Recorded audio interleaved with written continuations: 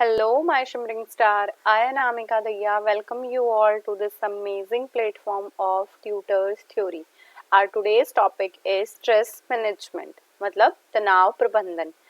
सबसे पहले तो हम जानेंगे कि स्ट्रेस क्या होता है, उसके बाद स्ट्रेस को मैनेज कैसे किया जाता है, ये सारी चीज़ें भी हम देखेंगे. देखो, सबसे पहले जानना है स्ट्रेस क्या होता है. अगर आपको कोई काम करना है, मतलब you have to do any work or job,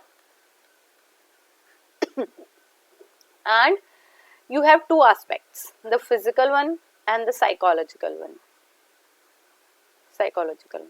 When these both are not able to interact with each other, that situation or that pressure or that tension or that type of inability of yours is known as stress. So what is stress? When our body, the physical one, and our psyche, the psychological one, is not able to cope up on a situation, and this is the inability when you are feeling any tension, any pressure or any anxiety, then that is known as stress. तो stress क्या हुआ? जब आप अपने आंतरिक और बाह्य वातावरण में किसी भी परिवर्तन के होने से जो प्रतिक्रिया आपको करनी थी आप उसमें असक्षम हो जाओ, तो ये सारी चीजें हमारी क्या कहलाती हैं? स्ट्रेस कहलाती हैं. और अदर ये वर्ड्स बोले हैं हेंस ने, हेंस सेले, इन्होंने क्या कहा है कि स्ट्रेस होता है non specific response our body to demand upon it. कि अगर जिस चीज की डिमांड आपके सामने, मांग आपके सामने की जा रही है और आपकी body is not able to do that work, then this situation is known as stress. Okay, इसके बाद है अनदर स्कॉलर, एक और स्कॉलर हैं जिन्होंने डिफाइन किया है स्ट्रेस को. साइकोलॉजिकल एंड फिजियोलॉजिकल इम्बैलेंस हो जाता है, and there is a disparity between the situational demand and individual's ability and motivation meet those needs. मतलब अभी मैंने कहा कि we all have the two aspects mainly. First is the physical world and the second one is the psychological.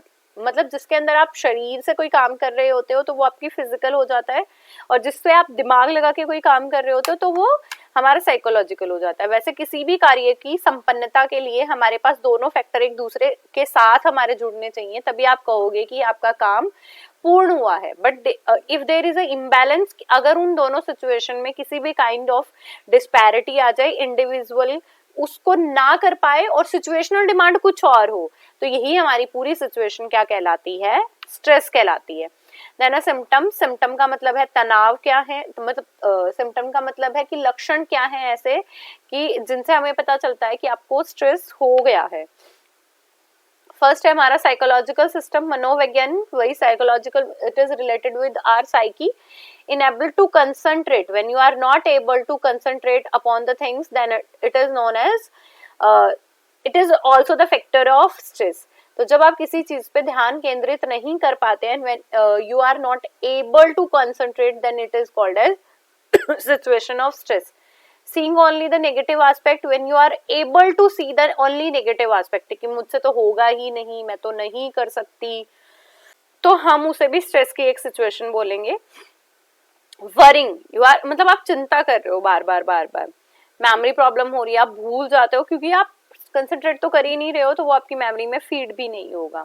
Having feeling और of poor judgement, आप किसी भी मतलब अगर आपके पास कोई सिचुएशन है तो आप उसके लिए कोई भी जजमेंट या निर्णय नहीं ले पा रहे हो. एनेक्शियस थॉट, आपके थॉट्स भी ऐसे आ रहे हैं जिनमें आपको सिर्फ चिंता ही हो रही है, यू आर वरीइंग उन थॉट्स की वजह से ऑल्सो, तो वो हमारे कहलाएंगे साइकोलॉजिकल सिम्टम. फिर आते हैं बिहेवियर, मतलब आपके व्यवहार में इनसे क्या बदलाव आएगा. बिहेवियर का मतलब है withdrawal, withdrawing from the responsibility, आप अपने जिम्मेदारियों से दूर भागते हुए नजर आएंगे. आइसोलेटिंग, आप किसी भी फ्रेंड्स, दोस्तों, किसी एक्टिविटी में पार्टिसिपेट नहीं करना चाहते. And you are doing the procrastination. Procrastination का मतलब होता है टालना, कि जैसे हम पढ़ाई को टाल देते हैं कि चलो आज रील स्क्रॉल कर लेते हैं, फलानी मूवी आई है वो देख लेते हैं, कुछ और एक्टिविटी कर लेते हैं, घूमने चले जाते हैं। हम चीजों को जब टालते होते हैं तो हम बोलते हैं उसे प्रोकास्टिनेशन। तो इससे भी हमारे काम को होने में ज्यादा टाइम लगेगा, और जब ज्यादा टाइम लगेगा तो वो अपनी लिमिट से बाहर जाके आप एक्सेस कर रहे हो टाइम को, तो भी वो एक रीजन बन जाएगा स्ट्रेस का। And this is also the factor, आपके बिहेवियर में चेंज आ रहे हैं। यू आर लाइक फ्रस्ट्रेटिंग और एंगर इशू होने लग जाएंगे। You are very easy to outburst, आप दूसरों जल्दी से भड़ास निकालने लग जाओगे, तो भी स्ट्रेस है। ओवर ईटिंग, ज्यादा खाना या अंडर ईटिंग ना खाना, ये दोनों भी स्ट्रेस के सिम्टम्स हैं। अपना वर्क जो है स्किप कर देना, लेट आना, जल्दी छोड़ देना काम को। जोनिंग करना, जोनिंग करने का मतलब है किसी एक चीज के ऊपर घंटों तक बैठे रहना। मतलब अगर आप मूवी देख रहे हो तो आपने एक मूवी भी देख ली, दो भी देख ली, जैसे हम कई बार सीरीज देखते हैं तो भी वो हमारी जोनिंग ही होती है, हम सिर्फ एक काम के ऊपर ही बैठे रहते हैं। ज्यादा सोना या बिल्कुल ही कम सोना, नर्वस हैबिट जैसे नेल बाइटिंग करने लग जाते हैं, सीधे नहीं बैठे रहते, पैर हिलाते रहते हैं, स्टिल हम नहीं रह पाते हैं, यूजिंग अल्कोहल, टबाकू, सिगरेट, इलीगल कोई भी ड्रग्स वगैरह लेने लग जाते हैं, तो भी ये सिम्टम है कि दैट पर्सन हैव स्ट्रेस। इसके बाद है फिजिकल सिम्टम्स, जो हमारी बॉडी में शारीरिक लक्षण दिखाई देते हैं। हमें पेन रहने लग जाता है, ठीक है, डायरिया, कॉन्स्टिपेशन, डाइजेस्टिव सिस्टम अच्छे से काम नहीं कर रहा है, नोजिया और डिजीनेस हो सकती है, मतलब जैसे जी में चलने लग जाता है, चक्कर आने लग जाते हैं, टायर्ड फील करते हो, आप ड्रेन्ड फील करते हो, जैसे आपकी एनर्जी बिल्कुल खत्म हो गई है, बीमार बीमार सा फील होता है, आपकी एपेटाइट जो मतलब आपकी हेल्थ है वो गिरती जा रही है, भूख नहीं लग रही है, किसी डिजायर में आपकी कमी हो गई है, that one is sexual desire also. And आप किसी चीज के लिए अगर इतना स्ट्रेस कर रहे हो तो आपका या तो वेट ज्यादा गेन होने लगेगा, क्योंकि हमने एक फैक्टर पढ़ा ओवर ईटिंग और एक पढ़ा अंडर ईटिंग, तो वेट लॉस भी होना स्टार्ट हो सकता है। ओके, फिर है इसके बाद स्किन प्रॉब्लम भी हो सकते हैं, ठीक है। इसके बाद एक्सेसिव स्वेटिंग हो सकती है, माउथ ड्राई फील कर सकते हैं, स्वेलोइंग करते रहते हैं, ऐसे करते रहते हैं ना, ठीक है, वो होता है। देन नर्वसनेस, शेकिंग होते रहते हैं, रिंगिंग इन द कार, मतलब कार नहीं है कुछ और होगा, जैसे दिमाग में माइंड लिख सकते हो, या जैसे दिमाग में घंटियां बजती रहती है ना, ऐसे आप शेक करते रहते हो, तो उसे भी बोलते हैं सिम्टम। इसके बाद इमोशनल सिम्टम, इमोशनल सिम्टम्स हैं जो हमारी भावनाओं पे डिपेंड करते हैं। एस्टीम अच्छा नहीं है, मतलब हमारे अंदर खुद से आत्मसम्मान बहुत कम हो चुका है, हम खुद में ही डाउट में रहते हैं कि मैं तो फेल ही होऊंगा, ये वाले। देन इसके बाद है इंक्रीज क्लिनिकल और नेगेटिव आउटलुक, वही है कि आप सिर्फ नकारात्मक दृष्टिकोण ही देख रहे हो, आप उसका कोई भी पॉजिटिव एस्पेक्ट देख ही नहीं रहे हो। आपको किसी चीज से सेटिस्फेक्शन नहीं मिलेगा और आपके कोई भी टास्क अकम्प्लिशमेंट तक नहीं जाएंगे, तो you face a lot of failures. Detachment feel होता है, आप किसी के साथ जुड़ना नहीं चाहते हो, वर्ल्ड से बिल्कुल अकेले रहना चाहते हो, that is known as isolation. And इसके बाद है डिप्रेशन, इसी में आप अवसाद में भी पहुंच जाते हो। हेल्पनेस, आप मतलब ऐसा महसूस करते हो कि मेरे पास तो कोई हेल्प है ही नहीं, असहाय, ट्रैप्ड, फंस गए किसी सिचुएशन में, डिफिटेड, हार गए हो, स्विंग बहुत जल्दी जल्दी होते हैं सॉरी, इरिटेट हो जाते हो, शॉर्ट टेम्पर हो जाते हैं हम, रिलैक्स नहीं कर पाते अपने माइंड को, ओवरवेलम हो जाते हैं फीलिंग से और अवॉइड करते हैं दूसरों को, तो these are also the symptom of stress. तो आपको समझ आ गए स्ट्रेस के कौन से हैं, फिजिकल, साइकोलॉजिकल, बिहेवियर और इमोशनल, ये 4 फैक्टर हैं। इन पे जब आप थोड़ा सा भी अनईजी बिहेव करने लग जाओ, then we can feel that these are the symptoms of stress. इसके बाद है कॉजेज, कारण क्या है। अब हमने स्ट्रेस जाना कि किसी भी सिचुएशन की डिमांड के अकॉर्डिंग हमारी बॉडी या साइकी का ना फुलफिल कर पाना, उस डिमांड को हमारा स्ट्रेस कहलाता है। हमने देखा कि स्ट्रेस को कैसे पता लगाया जा सकता है, लक्षण क्या क्या है, सिम्टम्स क्या क्या है। अब हम देखेंगे कि स्ट्रेस कैसे है। सबसे कॉमन तो हमारे बच्चों के बीच में है, टीचर्स में भी हो जाता है, क्योंकि we are studying about the in a school institution types of, तो हम टीचर, स्टूडेंट, प्रिंसिपल, इन सब के बारे में जानेंगे।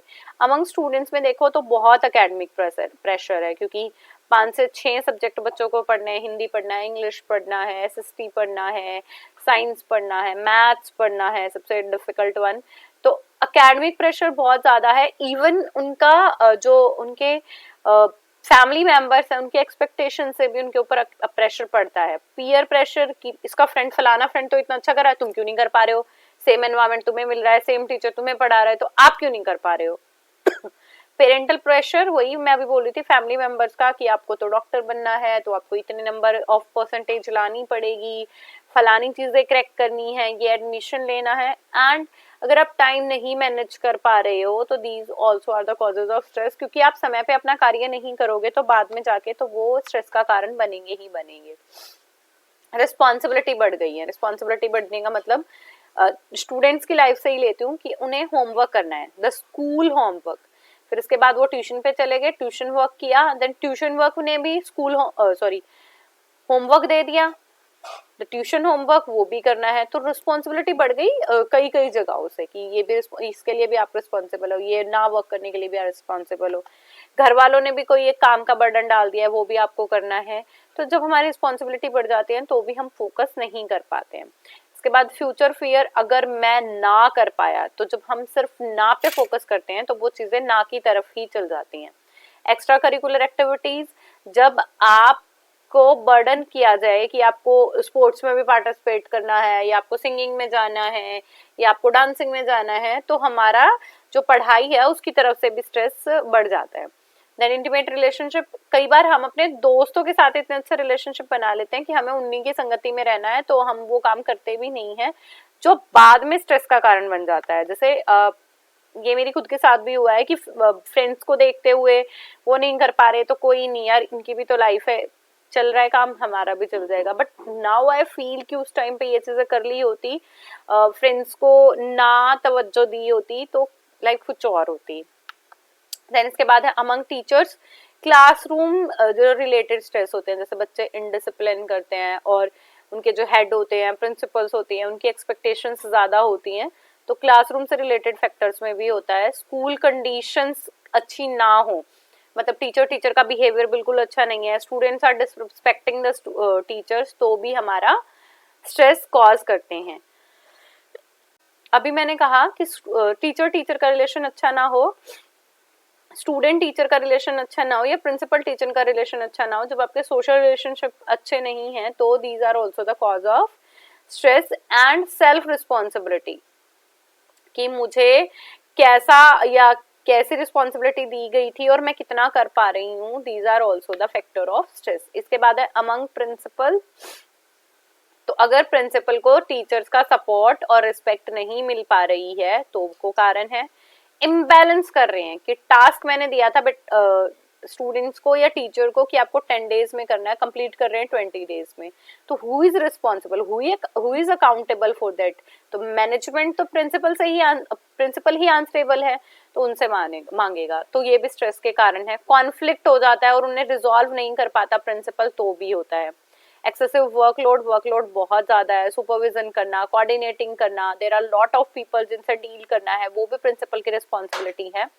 Then role conflict, sometimes some places have no principal policy, तो रोल कॉन्फ्लिक्ट होता है तो एम्बिग्विटीज बढ़ती हैं और पावरलेसनेस आती है कि उनके पास जो उनकी शक्ति है वो तो उन्हें मिली नहीं है और रिस्पॉन्सिबिलिटी सेम है as it is, and they are also there accountable for their work, तो भी प्रिंसिपल्स के अमंग स्ट्रेस आ जाता है।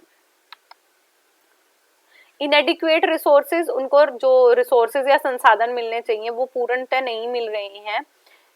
कंडीशंस बहुत खराब हैं कि अगर स्कूल का एनवायरनमेंट ही अच्छा नहीं है तो आप अच्छा काम कैसे करके दे सकते हो, you are not that much productive, और प्रोफेशनल ग्रोथ भी नहीं हो पा रही है। जब आपकी पेशे में, मतलब आपका जो प्रोफेशन है, अगर आपका जो व्यवसाय है वो आपको ग्रोथ ही नहीं दे रहा है तो भी आप काम नहीं कर पाते, and these are also the causes. तो कॉज समझ आया आपको स्टूडेंट्स के, तो स्टूडेंट्स के मेनली रिलेटेड है उनके पीयर से, उनकी एकेडमिक से और एक्सपेक्टेशन से। टीचर के हैं क्लासरूम से, सोशल रिलेशनशिप से, और एक प्रिंसिपल कैसा बिहेव कर रहा है वैसे, और प्रिंसिपल के रिलेटेड है वर्कलोड कितना है, टीचर्स के रिलेशन कैसे हैं, स्टूडेंट के कैसे हैं, कॉन्फ्लिक्ट मैनेजमेंट कैसा है, रिस्पॉन्सिबिलिटी किन किन चीजों की है। Sorry, I am not well. इसके बाद है हाउ टू मैनेज स्ट्रेस। अब आपको स्ट्रेस को मैनेज कैसे करना है, हेल्दी लाइफस्टाइल लेके। हेल्दी लाइफस्टाइल में आ जाएंगे आपकी बैलेंस डाइट, आपकी नेल कटिंग, आपकी बाथिंग, आपके डेली रूटीन्स मैनेजमेंट। तो अगर आप एक हेल्दी डाइट लेते हो, आपका बॉडी हेल्दी है, तो आप मैनेज कर सकते हो चीजों को, तो आपका स्ट्रेस भी आप मैनेज कर सकते हो। रिक्रिएशन पे भी ध्यान देना है, जो फन है और रिलैक्सेशन है, इन एक्टिविटीज के लिए भी टाइम देना है, तो you will feel the refreshment. इसके बाद है अननेसेसरी स्ट्रेस है ना, उसको भी छोड़ देना है। जिन चीजों को आप बेफिजूल में स्ट्रेस ले रहे हो उनको भी आपको छोड़ देना है। If you are able to alter the situation, तो आप उसको अल्टर कर दो, बदलाव ला सको। If you are not able to alter the situation, then try to adjust in that situation. अगर आप बदलाव नहीं ला सकते तो आपको समायोजन करना ही करना पड़ेगा। थिंग्स एंड सिचुएशन, जैसी भी सिचुएशन आपके सामने है, if you want to stay तो एडजस्ट करो। तो मैंने आपको स्ट्रेस के बारे में बताया कि स्ट्रेस क्या होता है, उसके बाद मैंने आपको सिम्टम्स बताए और हमने 4 सिम्टम पढ़े हैं, psychological, behaviour, the third one physical and the fourth one है आपका इमोशनल। मैंने इनके बारे में आपको बताया। इसके बाद है कॉज, स्टूडेंट्स को कैसे कॉज होता है स्ट्रेस का, देन टीचर्स में कैसे होता है, और प्रिंसिपल को भी ऐसे कौन कौन से कॉजेज हैं जो फेस करने पड़ते हैं जिसकी वजह से उन्हें भी स्ट्रेस हो सकता है। और इसके बाद है how to manage stress. Stress को मैनेज करने के लिए आपको हेल्दी डाइट लेनी है, आपको रिक्रिएशन पे ध्यान देना है, अननेसेसरी स्ट्रेस को छोड़ देना है। एंड एक लास्ट बात मैंने जो आपको बोली, if you are able to alter the situation, अगर आप सिचुएशन को बदलाव ला सकते हो, then alter that situation, if not तो adjust in that situation. This is all about our today's topic, stress management.